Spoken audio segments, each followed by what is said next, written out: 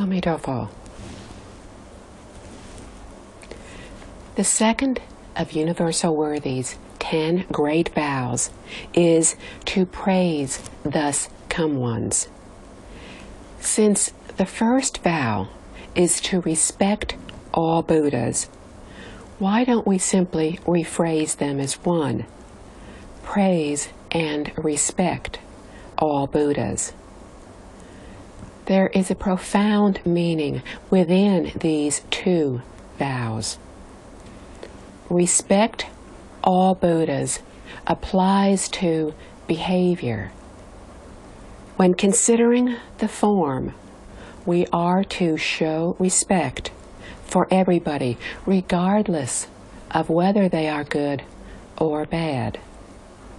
Also, we are to respect all laws, whether they are accepted or heretical. Praise the thus come one applies to nature. So there is a difference. We admire the good, but not the bad, although we respect the latter as well.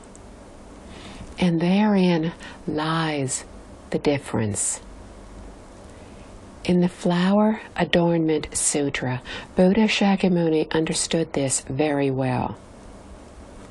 Suddhana respected and praised nearly every one of the 53 spiritual guides that he visited. However, 3 of them he respected but did not praise: Fasumidwa, Shenripolaman, and Ganlu Huang.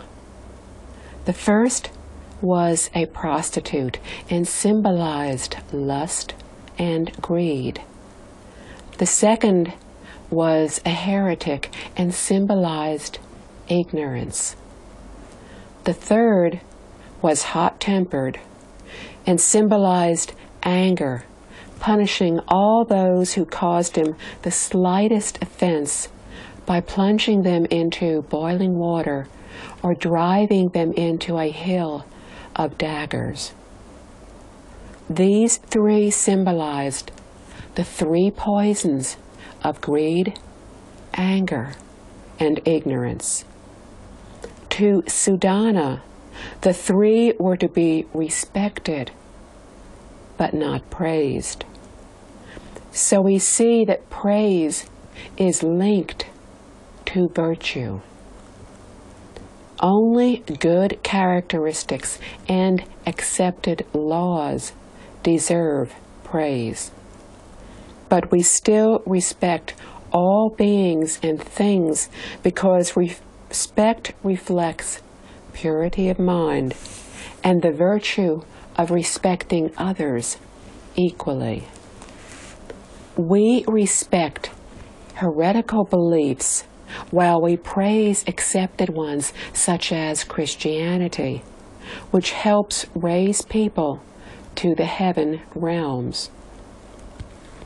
This is not achieving the perfect, complete enlightenment, but it is infinitely better than heretical beliefs that will lead people to fall into the 3 lower realms. So we praise Christianity. However, we never praise cults, for they encourage people to commit wrongdoings. We can see that there is a big difference between the first and second vows, although both come from a pure and perfect intention. The third vow is to make offerings extensively. The primary characteristics of universal worthy bodhisattva is an immeasurably broad and compassionate heart, which in Mahayana Buddhism is considered as the perfect function of the true nature.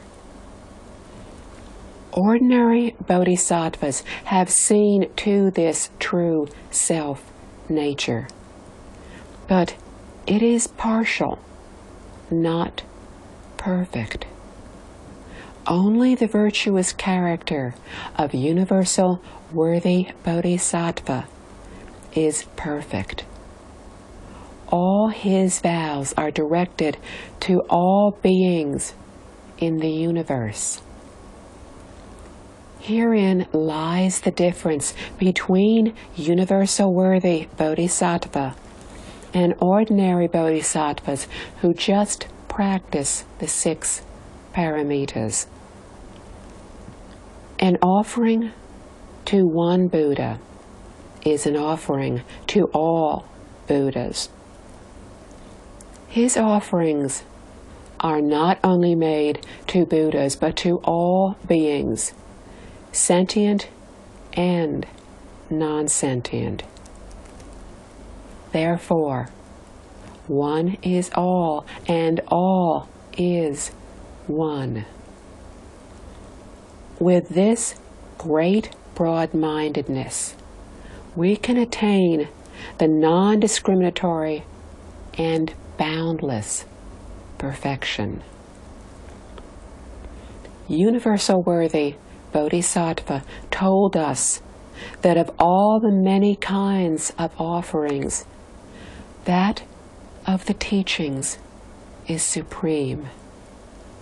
However, only the Buddha's teachings can help sentient beings break through delusion and confusion to uncover the perfect self-nature, to become enlightened. No other kind of offering can do this. As Buddhism is an education, we are to honor the teacher and revere his or her teachings. Only in this way can we attain perfect, complete enlightenment. In the teachings of Buddha Shakyamuni, which sutra is the most important? In the Sui and Tang dynasties, over 1,000 years ago, great Buddhist scholars studied and compared all of the sutras from Buddha Shakyamuni's 49 years of teachings. They agreed that the Flower Adornment Sutra was the most important. So the Flower Adornment Sutra was commonly acknowledged as the perfect teaching. The scholars then made comparisons between the Infinite Life Sutra and the Flower Adornment Sutra, and concluded that the Infinite Life Sutra was higher than the Flower Adornment Sutra. They explained that the Flower Adornment Sutra and the Lotus Sutra are the two most important. In Chinese Buddhism, they are called the first vehicle perfect teachings.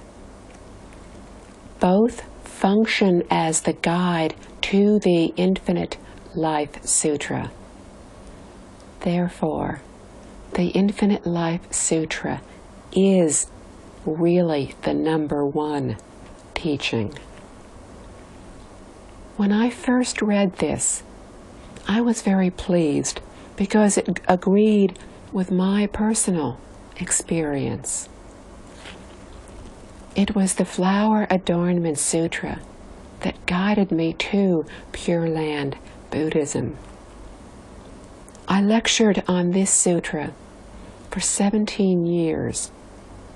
Later, I only lectured on the chapter on Universal Worthies, Conduct and Vows from the Flower Adornment Sutra.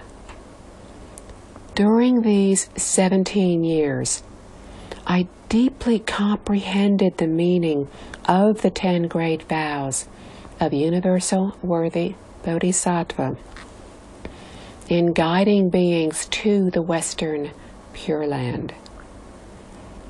This Pure Land is the essence and the final destination of the flower adornment.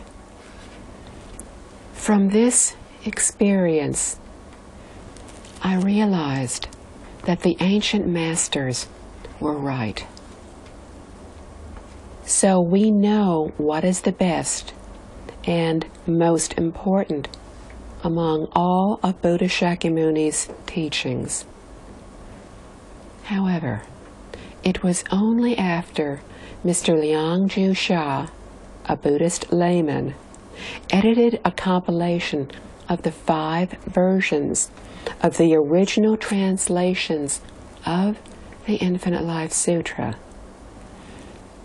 that we could enjoy a perfect benefit. The great project of editing such an extensive literary collection demonstrated that Mr. Shah was not an ordinary person, but rather the manifestation of a great Bodhisattva. This great being felt compassion for the sentient beings in our world, which revealed that the opportunity for many beings to attain Buddhahood had matured. Thus, he manifested in our world to compile the sutra versions and to propagate the Pure Land method during our Dharma ending age. When I visited Beijing, a student of Mr. Xia presented me with a photograph of his teacher. Upon returning to Taiwan, I printed an enlarged copy of the photograph. Although it is not very clear due to repeated duplications, an amazing phenomena is apparent. Behind Mr. Xia's head, the image of a Buddha appears. Light is emitting from this image as well as from below his feet. Although the photograph has been reduplicated many times, we can still clearly see that the image over Mr. Xia's head is that of a Buddha sitting on his lotus seat. We placed the photograph in a prominent position to express our gratitude to this great Bodhisattva for having given us such a gift and for guiding us in our cultivation and propagation of Buddhism. The Infinite Life Sutra is the most important sutra for helping all beings to attain Buddhahood. It contains 48 chapters. Which chapter is number 1? Of all the chapters, chapter 6 is the most important. It tells of Buddha Amitabha's 48 vows. When we read the Infinite Life Sutra, we see that Buddha Shakyamuni accorded with these vows when he introduced the history and background of the Pure Land. Which of these vows is number 1? The great scholars and monks in ancient China agreed that the 18th vow is number 1. It tells us that 10 recitations of Buddha Amitabha's name will result in birth into the Pure Land. In my early years of study, I questioned whether the Buddha had the ability to help a person to immediately become a Buddha, even if they were doomed to be born into the Avicii hell, the lowest of the hell realms. If Buddha was unable to accomplish this, then his wisdom and ability were limited, and saying that he had all virtues and perfect abilities was a compliment rather than a fact. However, if the Buddha was capable of helping such a person become a Buddha, then I would believe that he was really perfect in wisdom and capability, and thus worthy of our admiration. This question remained unanswered until after I read the 48 vows of Buddha Amitabha in the sutra. Then I realized that the Buddha's wisdom and virtuous character are indeed perfect and universal. The Buddha is indeed capable of helping a person who has committed serious offenses to become a Buddha. The question lies in whether or not the person believes and accepts. If not, then the fault lies with the individual, not with the Buddha. So after reading the Infinite Life Sutra, we know that anyone who sincerely practices the recitation method will surely succeed. In the earlier example of Master Deshian and the student who so successfully chanted Namo Amitabha for 3 years, the student knew in advance that he would be born into the Pure Land. He told the woman who prepared his food that she need not bring it the following day. After he passed away from this world, he remained in a standing position for 3 days, waiting for his master to come to make final arrangements. His birth into the Pure Land was into the highest level. His accomplishment is proof of the 18th vow, which explains to us that this birth can be accomplished with just 10 recitations of Amitabha. Anyone who firmly believes in this method surely has good roots, great merits and virtues. The Infinite Life Sutra explains that the monk's rebirth after such a short time of practice was due to his having made offerings to innumerable Buddhas in previous lifetimes. As a result, he was able to believe and practice. Without his good roots from previous lifetimes, he would not have been able to believe regardless of what his teacher had said. The name of Buddha Amitabha has infinite meanings. It is the name of the universe, so it includes everything. If we want to know the meaning of the name, we can read the Infinite Life Sutra, the explanation of the name.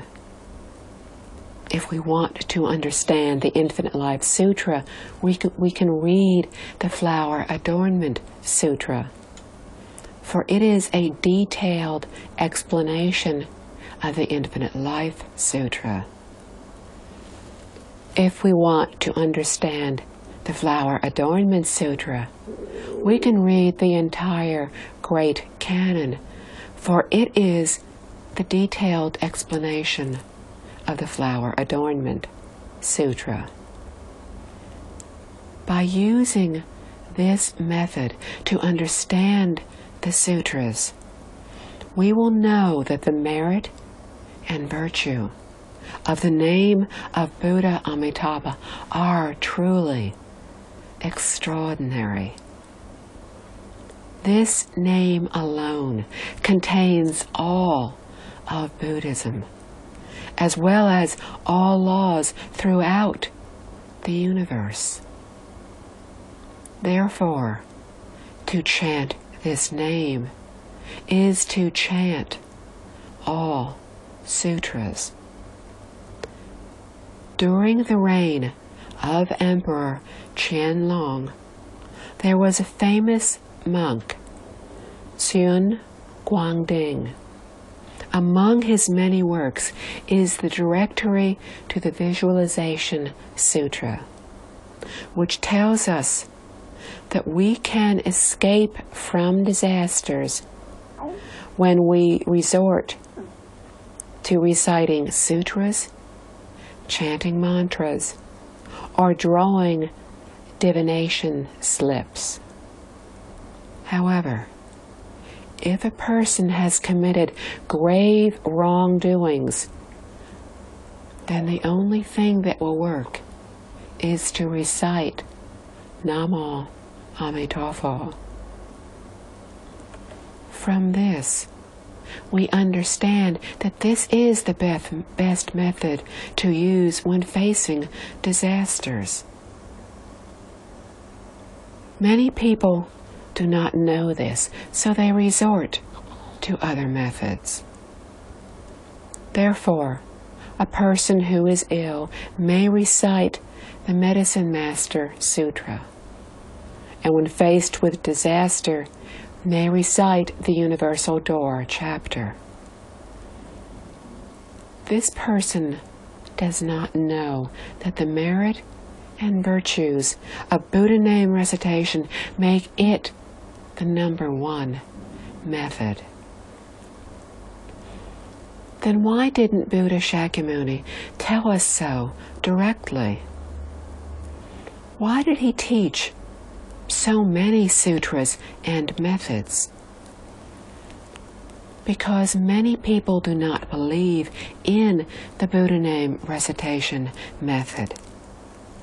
So he kept the finest method for last.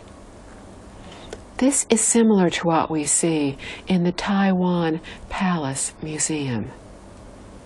Most people consider the beautiful jade collection from the Qing dynasty to be more valuable than the bronzeware, which resembles pieces of metal, not realizing that the bronzeware is the most valuable part of the collection in the museum.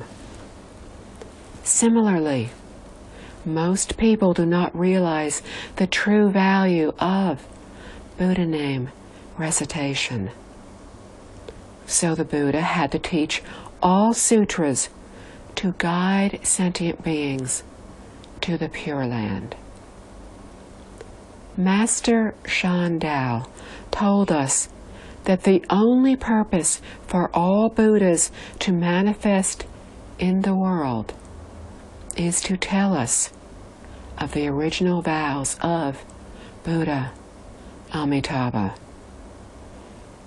Today, we can truly understand, cultivate, and practice and propagate the Pure Land method.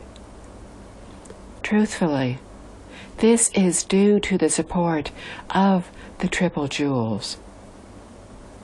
Also, the opportunities today for sentient beings to attain achievement are very good.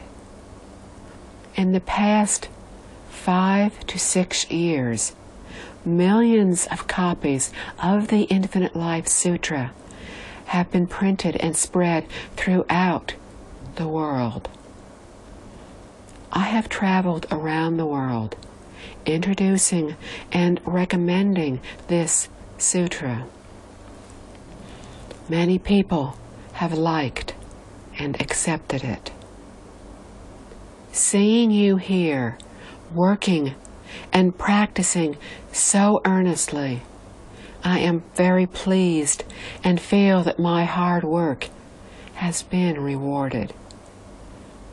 Therefore, if we can practice and widely propagate this method, then I can say that we have perfectly fulfilled the vow to make offerings extensively. The methods used by Buddhas and Bodhisattvas are infinite in number. They are the display of great compassion and lead to birth into the Pure Land. For example, Universal Worthy Bodhisattva is the founder of Tibetan Buddhism. Also, Juanti Bodhisattva, one of the great patriarchs of Tibetan Buddhism, is a manifestation of Guanyin Bodhisattva. Both Universal Worthy Bodhisattva and Guanyin Bodhisattva urge us to seek birth into the Western Pure Land. We ordinary people discriminate between Chinese and Tibetan Buddhism. But Buddhas and Bodhisattvas, with their perfect freedom and non-discriminatory minds, do not discriminate among the different schools. All 84,000 methods lead to the same goal. With this understanding, we will naturally respect all methods and all schools. The fourth vow is to regret karmic obstacles. Everybody has karmic obstacles. Every thought in a person's mind is a karmic act, which in turn will certainly result in an obstacle. What is obstructed? Our true mind, within which there is infinite wisdom and virtue. There are two types of obstacles: those caused by afflictions and those caused by knowledge attachment. We create these constantly. The Buddha told us in the Flower Adornment Sutra, all beings have the Buddha's wisdom and virtues, but cannot attain them due to their wandering thoughts and attachments. Like a doctor, the Buddha pointed out the cause of our illness. Attachments are the root cause of afflictions, and wandering thoughts are the cause of knowledge attachment. For all methods, learning and cultivation is simply a matter of doing away with our wandering thoughts and attachments. Once we do this, we will uncover our Buddha nature. All the methods in Buddhism teach us to regret our karmic obstacles. Thus, to regret karmic obstacles is the key to our cultivation. However, it is very difficult to remove these obstacles. Of all the methods, the Pure Land method is unique.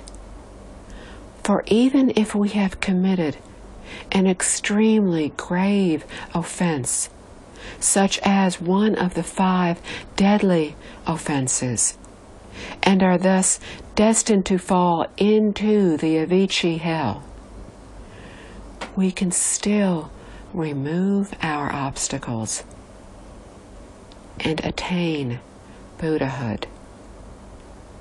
We need to feel remorse, vow to change, practice Buddha name recitation, and accord with the Buddha's teachings to attain birth into the Pure Land.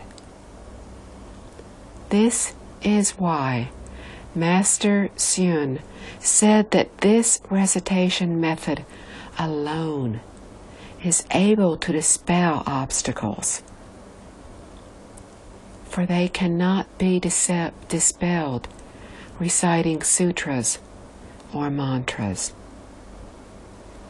In the past few years, there was a theory being circulated that said that a person with remaining karma could not be born into the Western Pure Land. This greatly shocked and panicked Pure Land practitioners.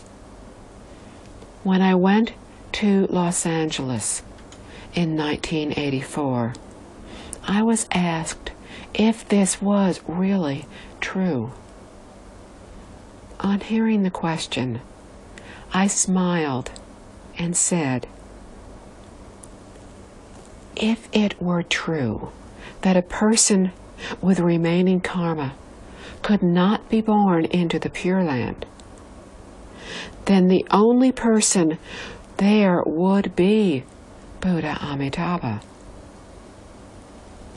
What then is the use of going there? The person questioned why. I replied, have you ever heard of the 4 lands, 3 kinds, and 9 grades in the Pure Land? He replied that he had read of them in the sutras. I told him, if no one with remaining karma could be born into the Pure Land, why are there 4 lands, 3 kinds, and 9 levels? With this, he understood. The division of lands, kinds, and levels is based on the amount of remaining karma. With heavier karma, we are born into a lower grade.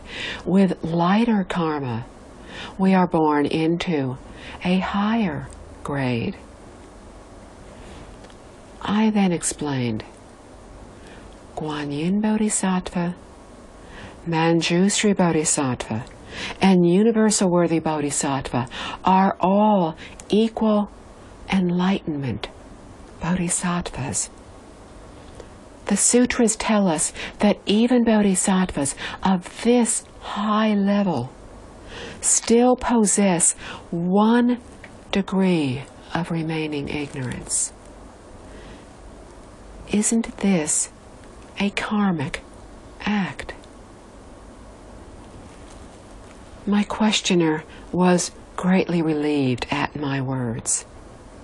So even an equal enlightenment bodhisattva goes to the Pure Land with remaining karma. Buddha Amitabha is the only one there without any karma. I then concluded, who says that a person with remaining karma cannot be born into the Western Pure Land? My words seemed to help, as the questioner laughed merrily, for he began to see that all beings in the Pure Land had gone there with remaining karma.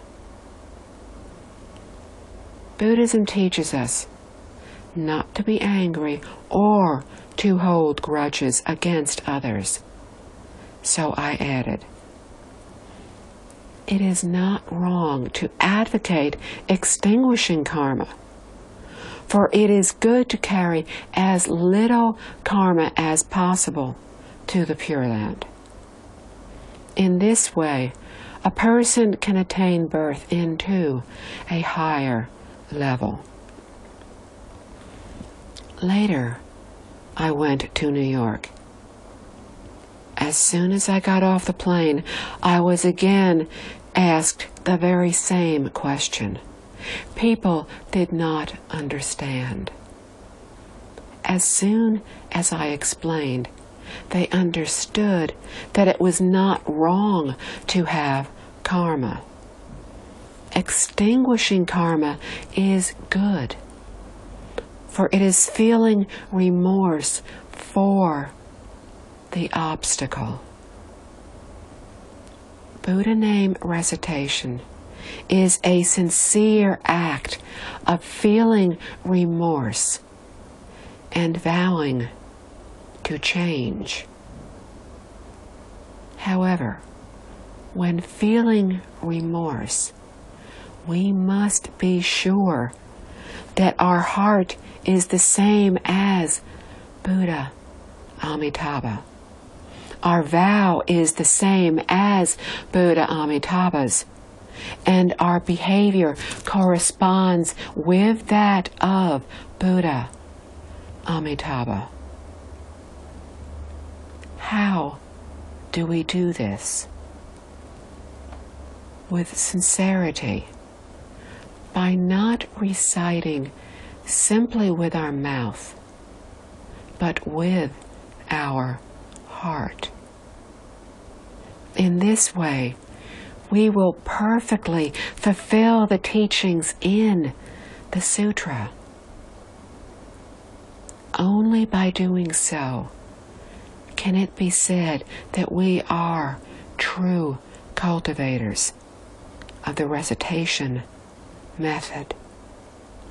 Be sure that with every thought of Amitabha, we have the same thought and vow as the Buddha.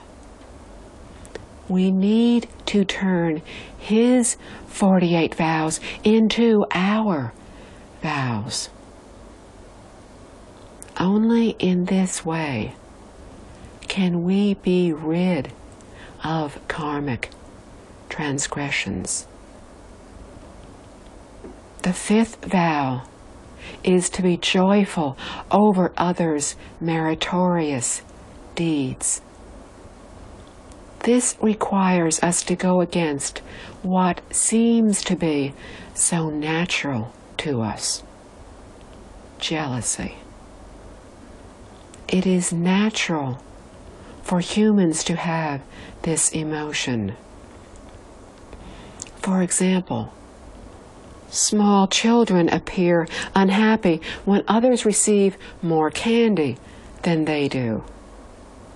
This is jealousy and is a major obstacle to our self-cultivation.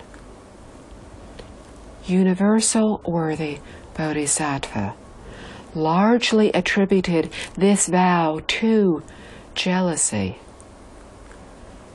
He taught us not to feel envy, but to regard others' meritorious deeds as our own, and to further assist them in their endeavors. This vow tells us to not only feel joyful over others' meritorious deeds, but to help them accomplish even more. If we are unable to offer assistance, we can at least express our joy and admiration. However, if we are able to offer assistance, then it will be a true fulfillment of this vow. Remember that helping others is helping ourselves. We would do well to love and tolerate those who exceed us, for in this way we will accomplish the virtue of this vow. In ancient times, education in China was such that each succeeding generation was expected to exceed the current generation in accomplishment. If not, the education was considered a failure.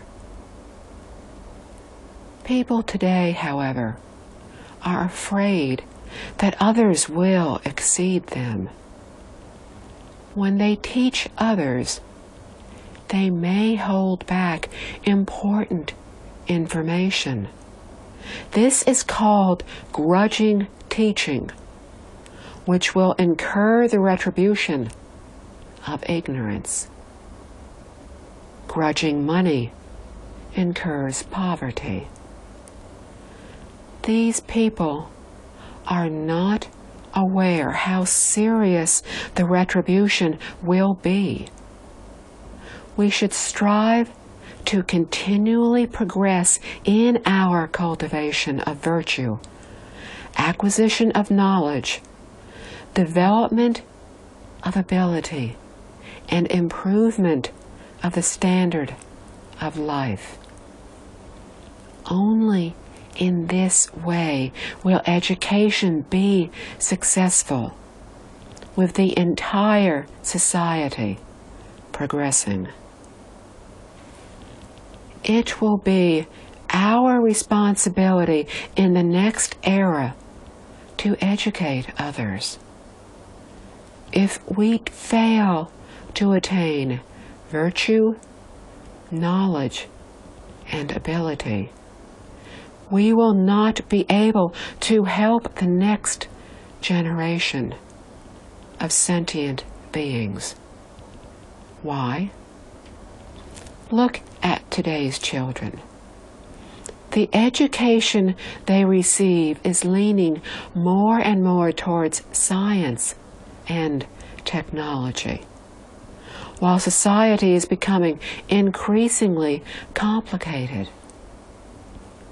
Therefore, those who have vowed to help others will need to have a purer heart, greater wisdom, and higher virtue to cope with the new era and opportunities. Jealousy and hatred are extremely harmful to our self-nature, and hence should be extinguished. So the virtue of being joyful over others' meritorious deeds will be even more important. The sixth vow is to appeal to Buddhas to turn the Dharma wheel. Since we benefit from the education we receive from the Buddha, what can we do to repay his kindness? Nowadays, most people enshrine and worship him, making daily offerings to his image on an altar. Is this the right way to thank him, to repay him? No. These are only rituals to remind us not to forget the Buddha's kindness. The Buddha's wish is for all sentient beings to hear the truth, practice accordingly, and receive the benefits to attain Buddhahood. The only way we can repay him is to take his heart as our own. Only in this way can we repay our respected teacher. Therefore, we can request the turning of the Dharma wheel. In other words, we invite knowledgeable masters to teach us about the sutras. This is also the greatest good deed and virtue. Why? Because it brings the teachings to the world. But if no one invites Dharma masters to lecture, they will not have the opportunity to do so. So people who invite them to give Dharma talks will gain great merits. Many people are willing to invite masters to chant or recite, believing that they will receive inconceivable good fortune. But actually, they may not understand the meaning of what they are reciting.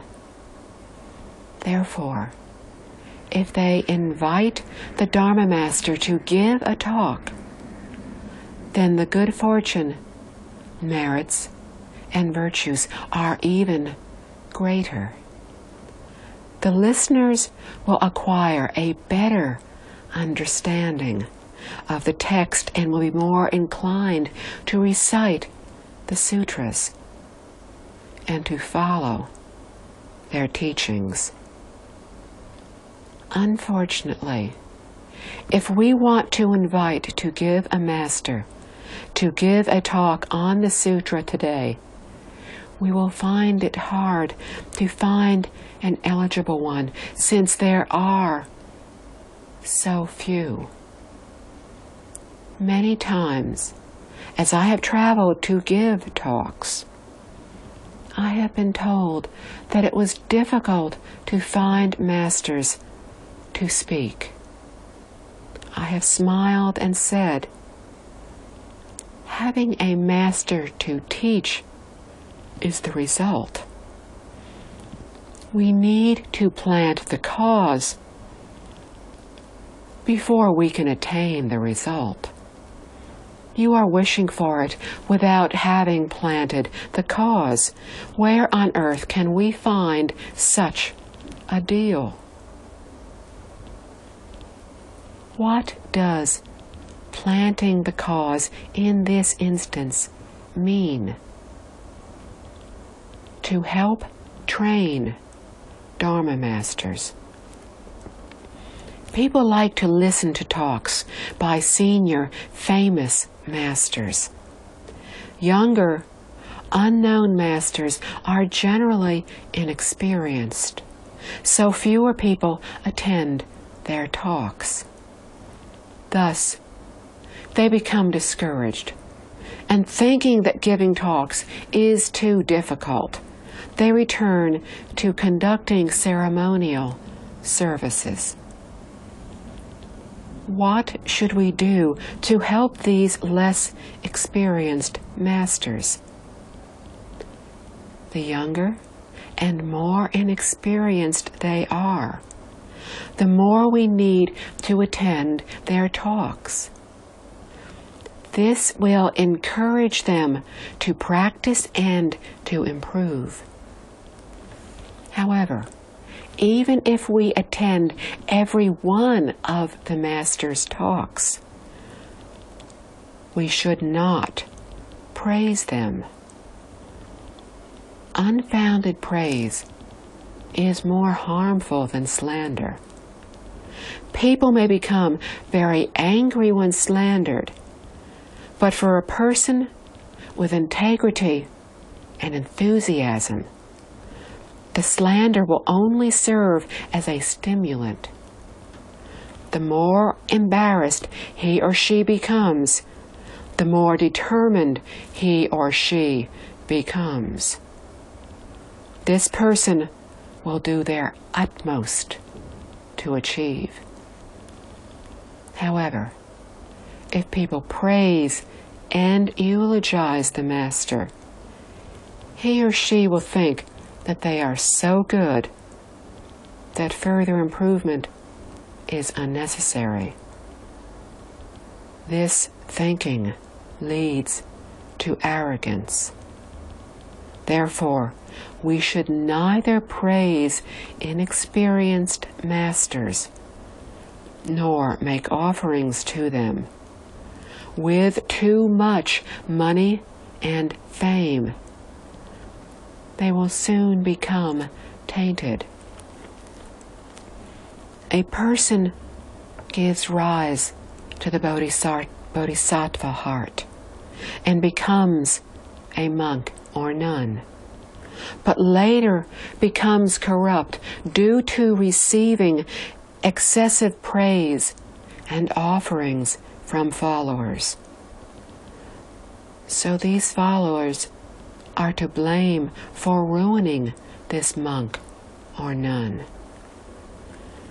When the monk or nun receives the retribution, the followers will share the responsibility.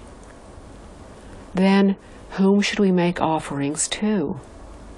The person with a firm mind, for he or she will neither feel excited when praised, nor troubled when slandered. Only they deserve to receive the praise and admiration, for only they will not be harmed by it.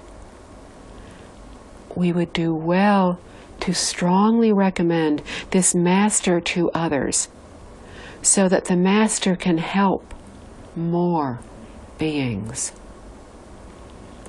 To accept praise and offerings is very difficult. Buddhists say that a single grain from the donor is heavier than Mount Sumeru. I will serve the donor like a bull in my next lifetime if I do not transcend the 6 realms of reincarnation at the end of this life. So it is not easy to properly accept offerings. Even Buddhas and Bodhisattvas do not enjoy the offerings made to them, let alone we ordinary beings. However, when the donor wishes to foster good deeds and virtues, the Master should accept the offerings and then pass them on to others. Earlier in this century, Master Yingguang set a good example for us. His innumerable followers gave him many offerings. He used all the money to print sutras. Following his example, I have also used all the money donated to print sutras. I then freely distribute the books to everybody.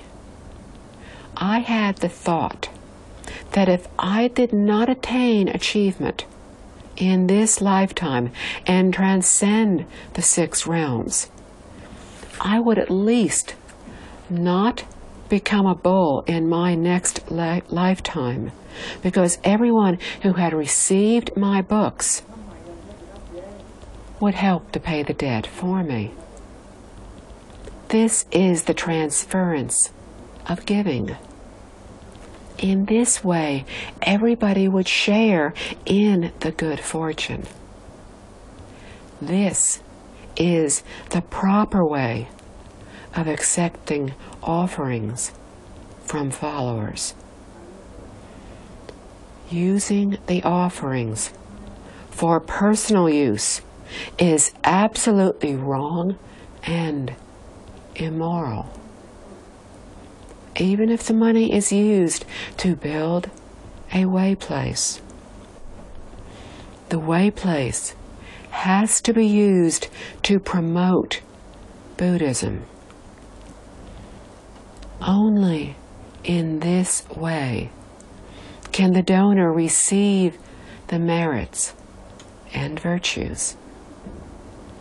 Otherwise, without propagation and cultivation, the way place will become a place of competition and conflict. Therefore, we must be very careful if we want to build a way place. My late teacher, Mr. Lee, once said, when building the way place, everybody is a bodhisattva, doing their best to complete the work. But after the way place is built, everybody becomes a demon. Why? Because they are all trying to grab power and profit. They have forgotten their initial genuine intention in building the way place. We have to be very careful when making offerings to a Dharma master. The Buddha told us that there are 4 kinds of offerings that could be made to monks and nuns. The first is food and drink, without which they could not live. The second is clothing, if it becomes worn. Provide new ones if there is not another one available. The third is medicine to be provided upon illness. The fourth is bedding. Nowadays, followers offer monks and nuns houses and whatever good things they can afford. Then they live such comfortable lives that they no longer want to go to the Pure Land.